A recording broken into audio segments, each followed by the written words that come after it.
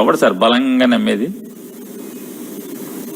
మెట్లు గడిగేది మీరే, కొవ్వు గెలిపాడు జగన్మోహన్ రెడ్డి అని చెప్పేది మీరే. మళ్ళీ 6 నెలలు తిరగంగానే అసెంబ్లీకి వచ్చి ఎవడై చెప్పింది నేను జగన్మోహన్ రెడ్డి గురించి అన్నానా? నేను అనలేదు, టీటీడీ బోర్డుది బాధ్యత అన్నాను, నేను జగన్ ఏం అనలేదు అంటారు. ఇలా ఒకటే ఆరా, నీ నోరు తెరిస్తే అన్ని అబద్ధాలే కదా సార్.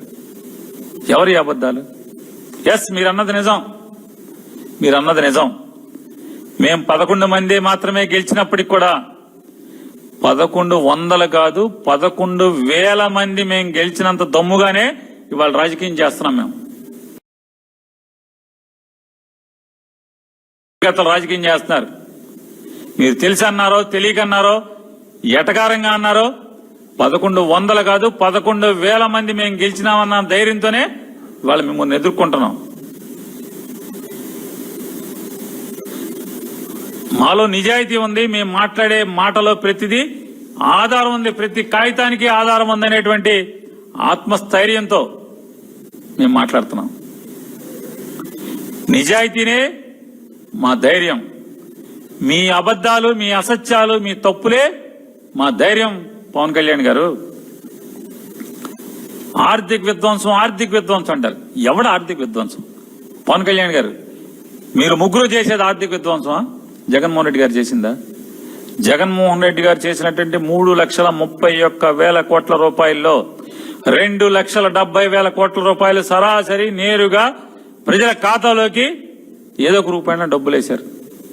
అదొకటే కాదు, పోర్టుల నిర్మాణం 6,000 కోట్ల రూపాయలతో సీసీ రోడ్ల నిర్మాణం గ్రామీణ ప్రాంతాల్లో, సుమారుగా 7,000 కోట్ల రూపాయలతో సచివాలయ భవంతుల నిర్మాణం, సచివాలయాలు గాని, రైతు భరోసా కేంద్రాలు గాని, అలాగే హెల్త్ సంబంధించినటువంటి బిల్డింగ్ల నిర్మాణంలో గాని, లేదా హెల్త్ ని అద్భుతంగా హాస్పిటల్స్ రెనోవేట్ చేయడంలో గాని ఎంత మార్పు ఇచ్చాడు. పాఠశాలని 48,000 పాఠశాలలు ఉంటే 16,000 పైచిలుకు పాఠశాలని మార్చి చూపించాడు.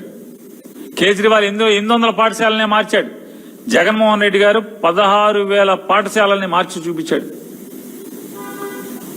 సాంకేతిక నైపుణ్యాన్ని వారికి అండగా ఇచ్చాడు. డబ్బున్న వాళ్ళ పిల్లలతో పోటీ పడి ప్రభుత్వ పాఠశాలలో చదివేవాడు తయారేటుగా తర్ఫీదు ఇచ్చేదానికి ప్రయత్నం చేశాడు. మీరు వచ్చి సర్వనాశనం చేశారు. ఈ రోజుకి మీరు చెప్తున్నారు, ఈ రోజు కూడా అసెంబ్లీలో 9,74,000 కోట్ల రూపాయలు అప్పులు చేశాడు జగన్ అని. వచ్చి పాపం కదా మీది అంటున్నాను. ఆంధ్రప్రదేశ్ రాష్ట్రం ఏర్పడిన దగ్గర నుంచి ఈ రోజు దాకా కూడా, అంటే జగన్మోహన్ రెడ్డి గారు దిగేదాకా కూడా 7 లక్షల చిల్లర కోట్లు, మొత్తం రాష్ట్రం అప్పు అంతా కలిపి 7 లక్షల చిల్లర కోట్లని మీ పయ్యావుల కేశవ్ గారు మొదటి బడ్జెట్ లో చెప్పాడు. ఆయన మీరు ఇవాళ జగన్ ఒక్కడే 5 ఏళ్లలో 9,74,000 కోట్ల రూపాయలు అప్పు చేశాడని పవన్ కళ్యాణ్ గారు అసెంబ్లీలో మాట్లాడుతున్నారు. తప్పు కదా సార్ ఇదంతా?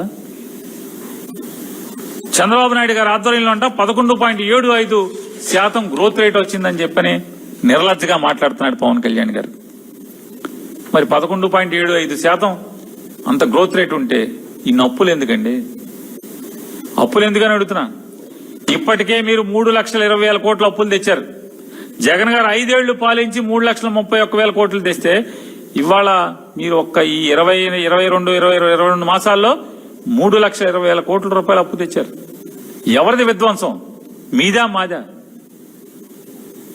ఆర్థిక విధ్వంసం ఎవరిదండి? ఎందుకు అప్పులు చేస్తున్నారు కూడా ఎవరికి చెప్పరు.